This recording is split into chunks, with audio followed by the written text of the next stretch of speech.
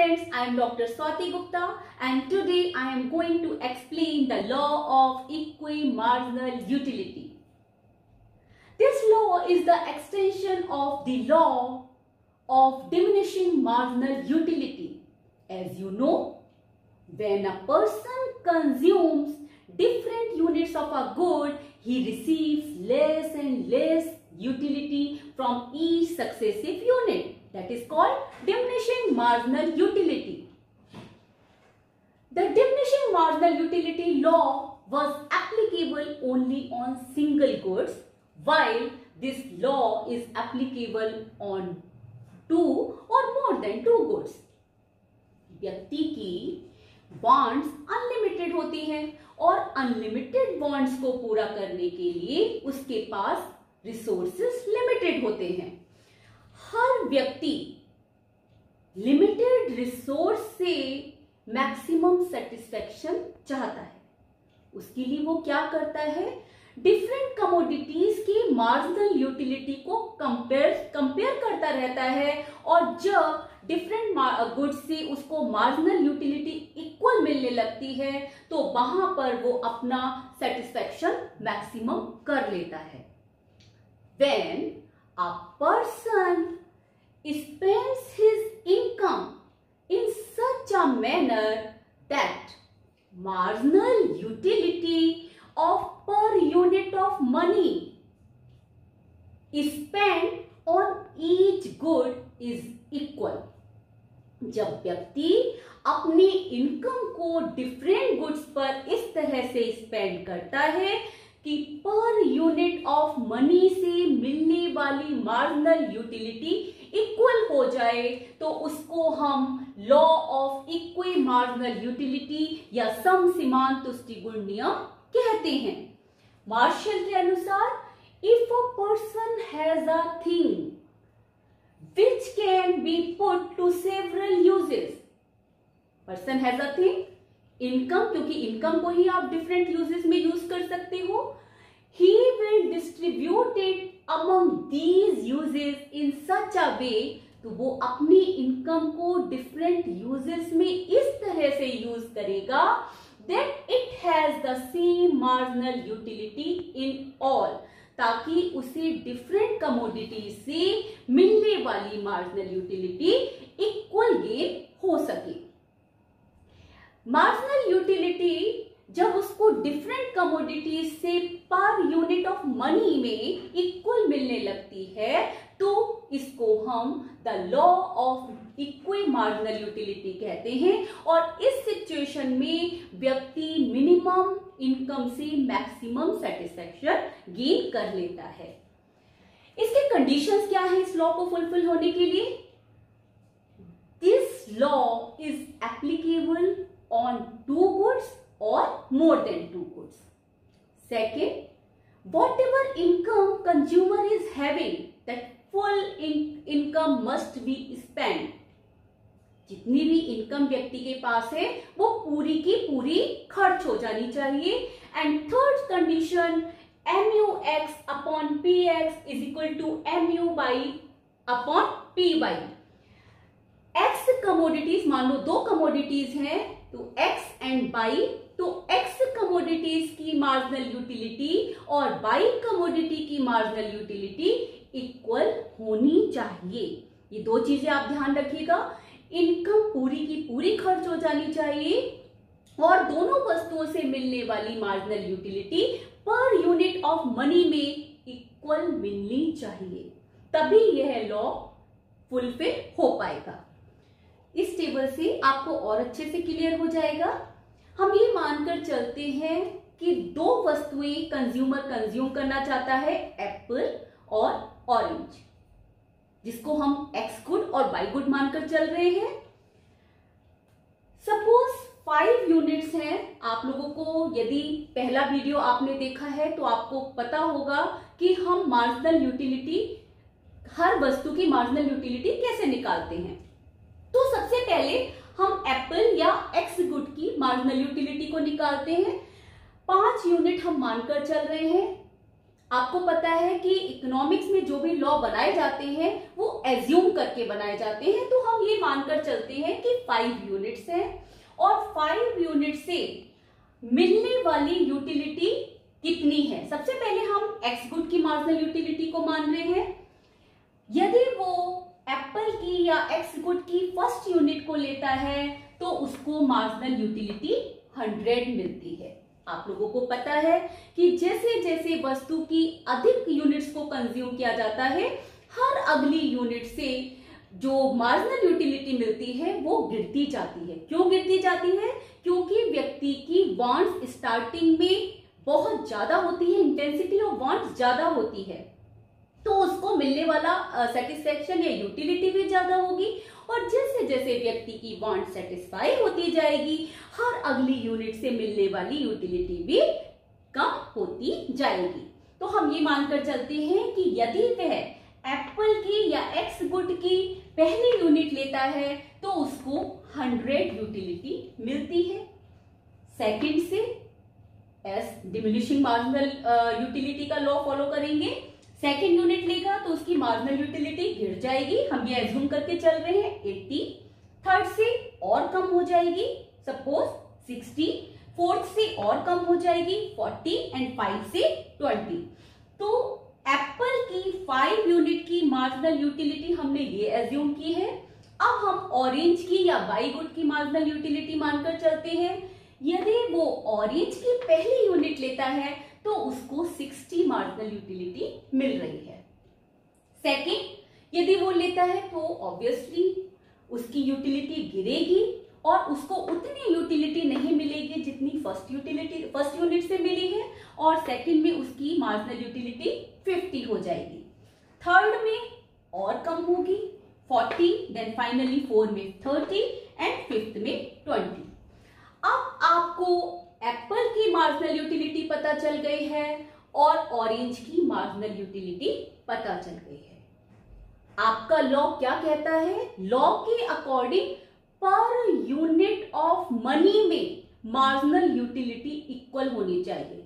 अब आपको 1 रुपए के अकॉर्डिंग मार्जिनल यूटिलिटी निकालनी है। वो कैसे निकालोगे? उसके लिए फॉर्मूला क्या है? MUX अपॉन PX, यानी एक्स गुड की marginal utility divided by x good का प्राइस। हम ये मानकर चले हैं कि उसके पास इनकम 50 है, इनकम उसकी 50 है और एप्पल या PX का प्राइस 10 रुपी है और P बाई का प्राइस 5 रुपी है। अब सबसे पहले हम एक्स गुड की पर यूनिट ऑफ मनी में यूटिलिटी निकालेंगे।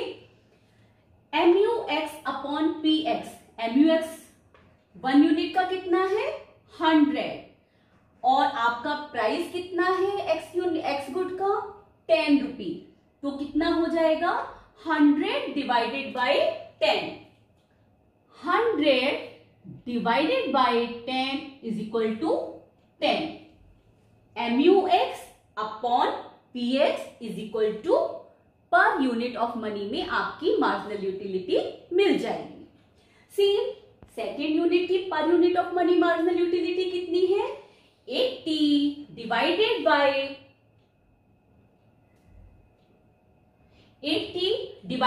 10 आपको कितनी मिल जाएगी? 8। ओके। सेम थर्ड यूनिट में उसको मार्जिनल यूटिलिटी 60 मिल रही है और प्राइस कितना है? 10। सेम 60 डिवाइडेड बाय 10 तो कितना आ जाएगा? 6। देन फोर्थ यूनिट से 40 divided by 10 4 and finally fifth unit से 20 divided by 10 is equal to 2। अब आपको पर यूनिट ऑफ मनी में मार्जिनल यूटिलिटी एक्स गुड की पता चल गई है। फर्स्ट यूनिट से उसको 10 यूटिलिटी मिलेगी, सेकंड से 8, थर्ड से 6, फोर्थ यूनिट से 4 एंड फाइनली लास्ट 2। फिर से आप लोग इस चीज को याद रखिए कि इक्वल मार्जिनल यूटिलिटी में हम मार्जिनल यूटिलिटी पर यूनिट ऑफ मनी के टर्म में निकालते हैं, यानी आप 1 रुपए से कितनी यूटिलिटी गेन करते हो डिफरेंट कमोडिटीज से, उसके अकॉर्डिंग हमें निकालना है मार्जिनल यूटिलिटी। अब आपको पर यूनिट ऑफ मनी की टर्म में एक्स गुड की मार्जिनल यूटिलिटी मिल गई है। नाउ बाई सेम रूल हम बाई में फॉलो करेंगे। MU बाई 1 यूनिट की कितनी है 60, प्राइस कितना है 5 rupee. 60 divided by 5 is equal to 12। MU y 1 unit का कितनी है मार्जिनल यूटिलिटी 60, प्राइस कितना है 5 रुपी। पर यूनिट ऑफ मनी में आप कैसे निकालोगे, MU y divided by P y, तो 60 divided by 5 is equal to 12। Second unit के लिए अगेन 50 डिवाइडेड बाय 5, तो कितना आ जाएगा आपका 10। Third 40 divided bye 5 8। Fourth unit का 30 डिवाइडेड बाय 5 6, एंड 5 यूनिट में 20 डिवाइडेड बाय 5 4।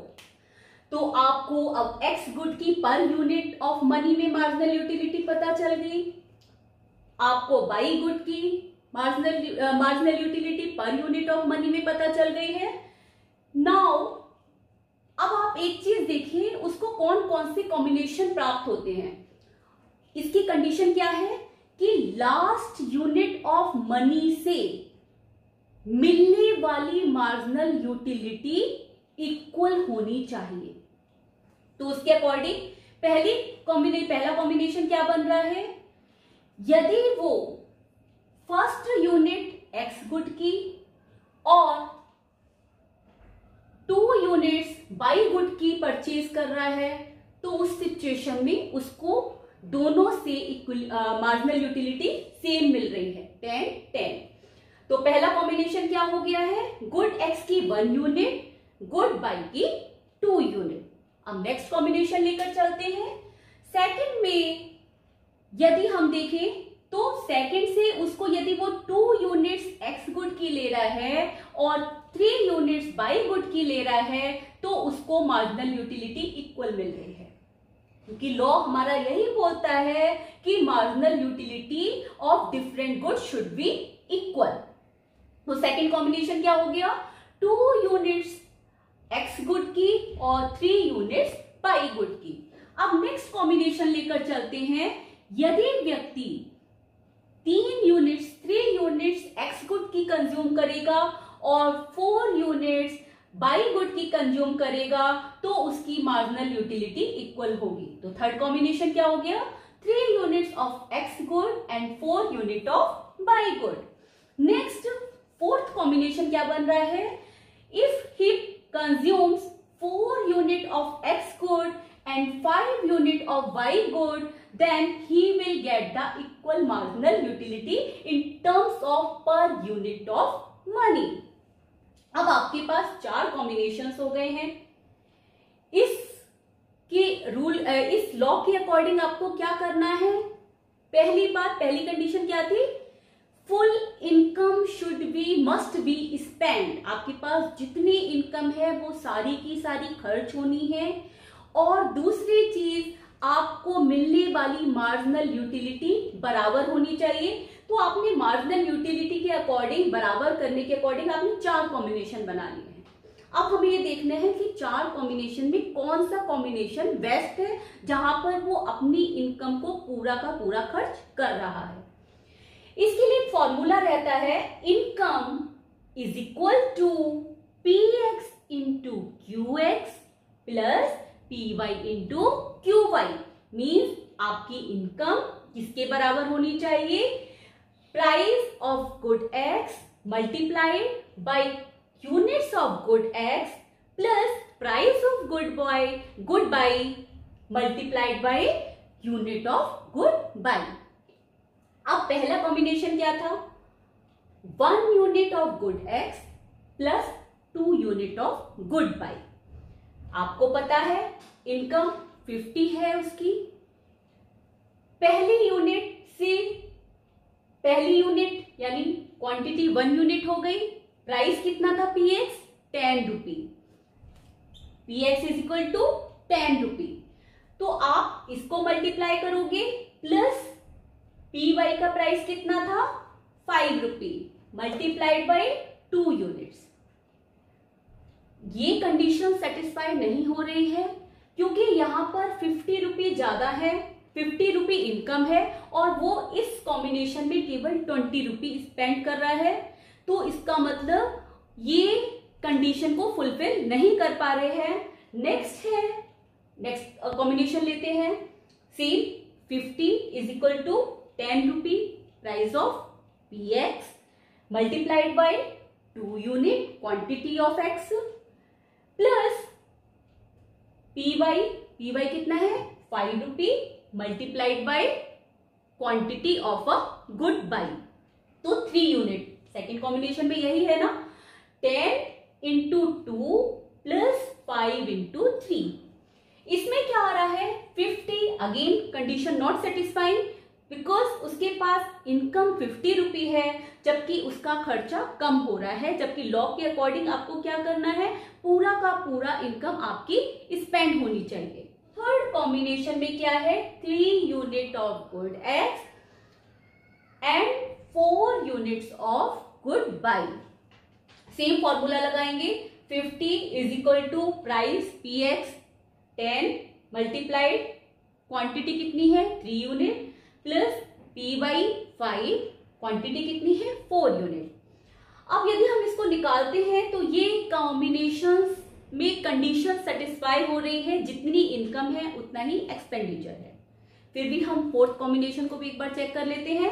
फोर्थ में क्या है, यदि वो गुड एक्स की 4 यूनिट लेता है और बाई गुड की 5 यूनिट लेता है तो क्या रहेगा, same formula 50 10 px is equal to कितना है 10 rupee multiplied by 4 unit plus py 5 multiplied by 5 unit.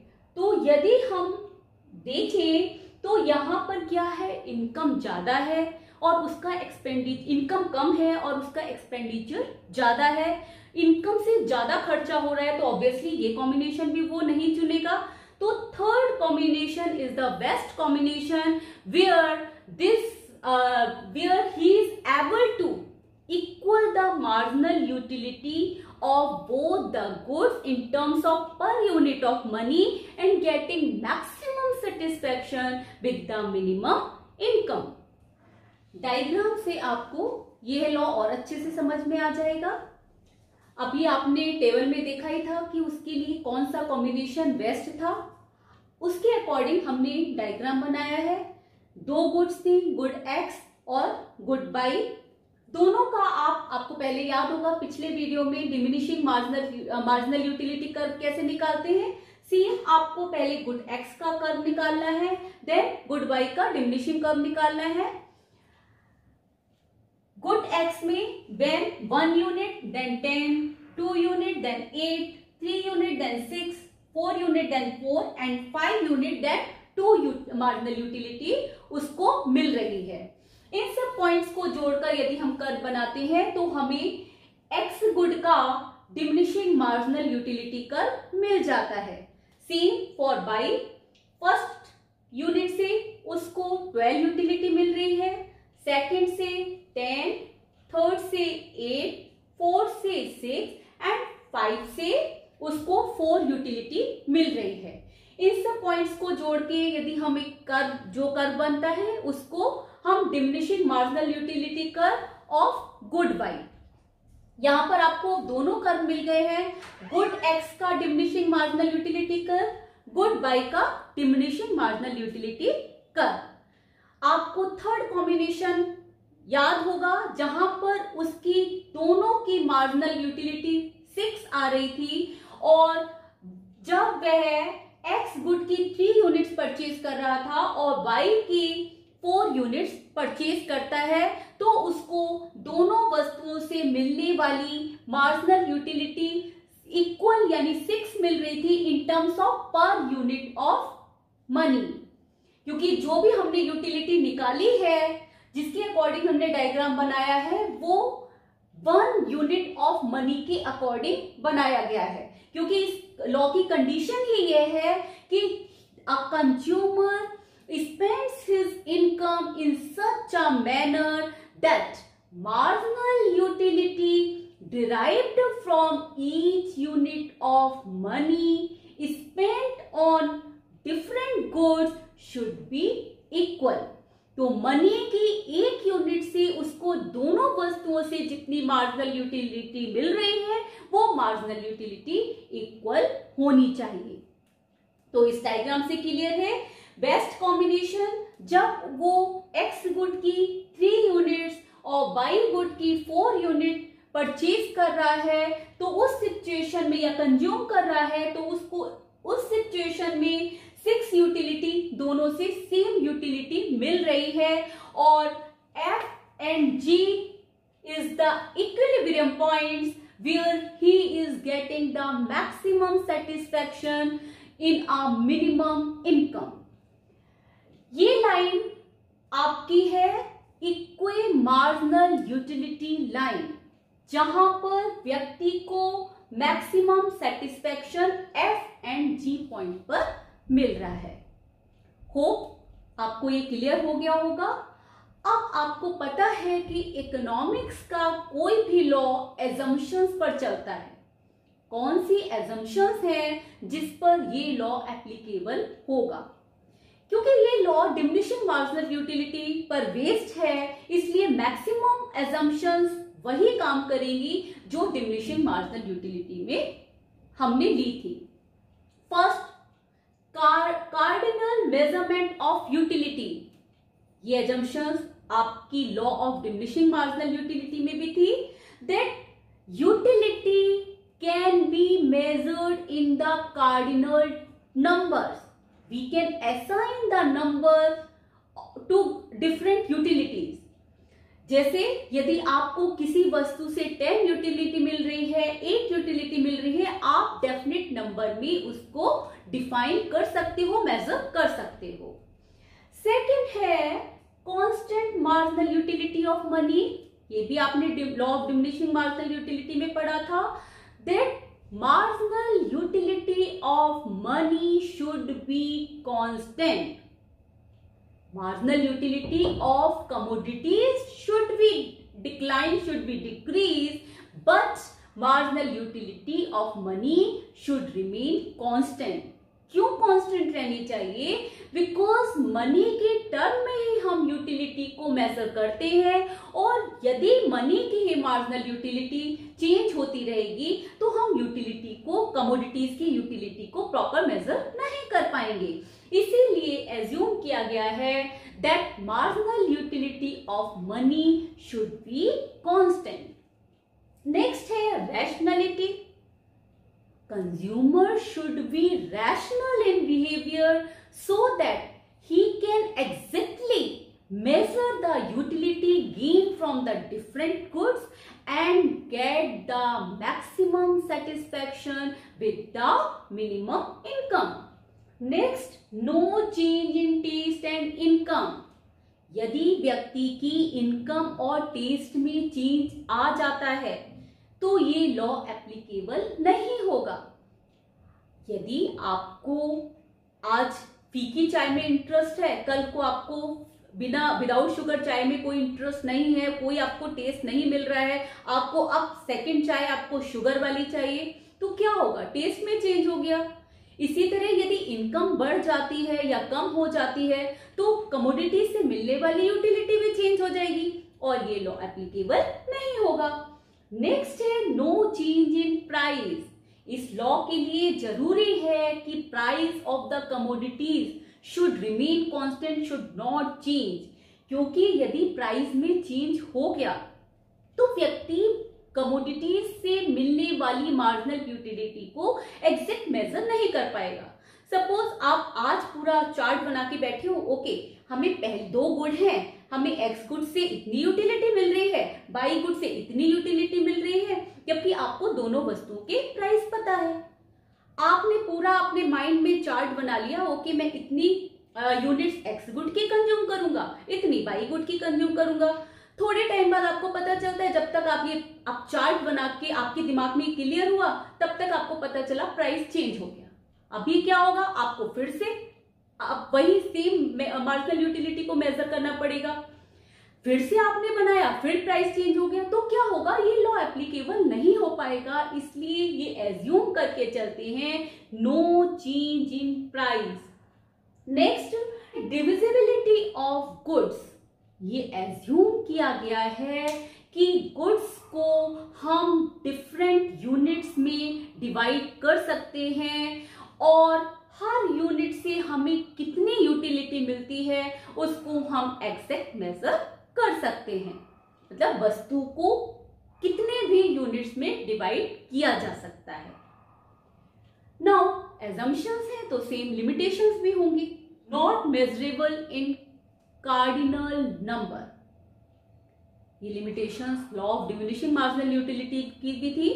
Why we can not measure the utility in cardinal numbers? Because utility is the psychological concept. We can only feel it. We cannot touch it. We cannot see it. And whatever we cannot touch or see it, how we can measure in the numbers? Second, ignorance.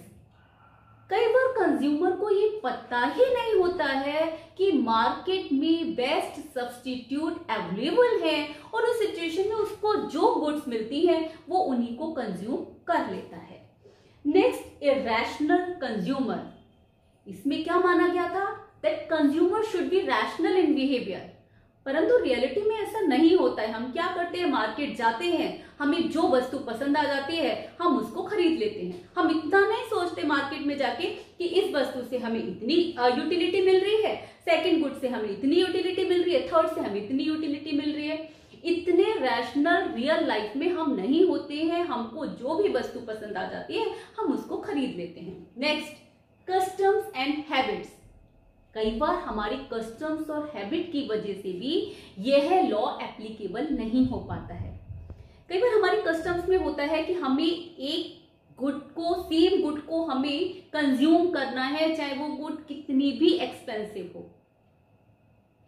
उस situation में क्या होगा, ये law applicable नहीं हो पाएगा। Same यदि हमारी हैबिट्स में कोई, हम अपनी हैबिट्स में चेंज नहीं कर सकते हैं। कई बार मान लीजिए मुझे सिर्फ ताजमहल चाय पसंद है, उसके अतिरिक्त मार्केट में कितने भी सब्स्टिट्यूट अवेलेबल हो, मैं किसी दूसरी चाय को नहीं पी सकती हूँ, क्योंकि मेरे को जितना टेस्ट, जितनी यूटिलिटी ताजमहल चाय में मिलती है किसी और में नहीं मिलती है। उस सिचुएशन में भी ये लॉ एप्लीकेबल नहीं होगा। नेक्स्ट है इंडिविजिबल गुड्स। इसमें एज्यूम किया गया है कि हम गुड्स को डिफरेंट यूनिट्स में डिवाइड कर सकते हैं, परंतु कई बार क्या होता है, कुछ कमोडिटीज ऐसी होती हैं जिनको हम डिवाइड नहीं कर सकते हैं, जैसे फर्नीचर है, फ्रिज है, टीवी है। क्या होगा उस सिचुएशन में, जब आप यूनिट्स में ही डिवाइड नहीं कर पाओगे तो आप हर यूनिट से मिलने वाली मार्जिनल यूटिलिटी को मेजर नहीं कर सकते हो और ये लॉ एप्लीकेबल नहीं हो पाएगा। Now the law of equi marginal utility is over. In the next session, I will explain the new topic, and whatever I am explaining here, same I am writing the blocks and I have given the link also in the description box. You can go and check it.